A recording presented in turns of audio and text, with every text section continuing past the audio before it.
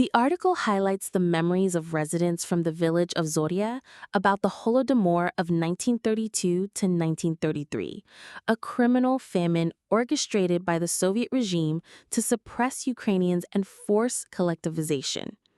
This artificially created disaster inflicted severe suffering on families who endured repressions, food confiscations, and mass deaths.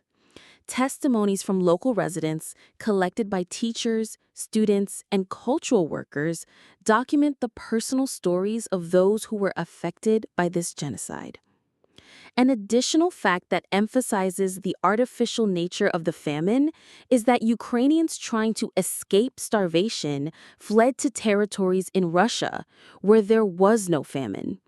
This once again confirms that the Holodomor was a deliberate action against the Ukrainian people. Today, Russia, as the successor of the Soviet Union, continues its aggressive policies toward Ukraine, using military methods to destroy the Ukrainian nation. Historical parallels between systematic extermination in the past and present-day actions underscore the importance of preserving the memory of the Holodomor as a warning for future generations.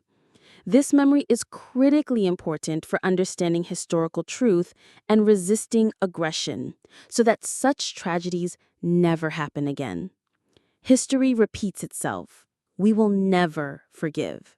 Most of the first residents of our village came from nearby communities. The village elders vividly remembered the tragedies they endured, events related to the famines of 1932 to 1933. Sadly, few witnesses of those times remain. Today, the descendants, children and grandchildren, live here in Zorya. They carry the deeply ingrained stories of their relatives, the suffering and deaths caused by starvation, the brutal confiscation of food by government officials, the repression and the loss of neighbors.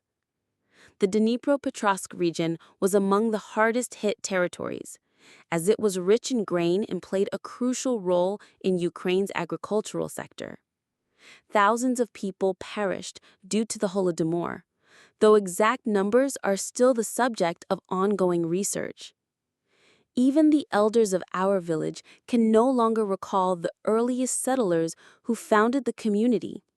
The first homes appeared on Kraiser Aurori Street, which is now Vishneva, and later on Grabovsky and Rychkova. It's noteworthy that Vishneva once bore the name Kraiser Aurori, as if our own Ukrainian history wasn't sufficient to provide street names rooted in native culture.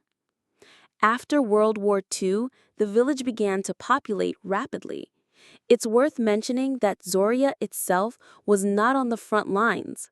Fighting occurred roughly 3 kilometers away near the highway by Mayak, beyond the railway line, and around 5 kilometers in the direction of Progress.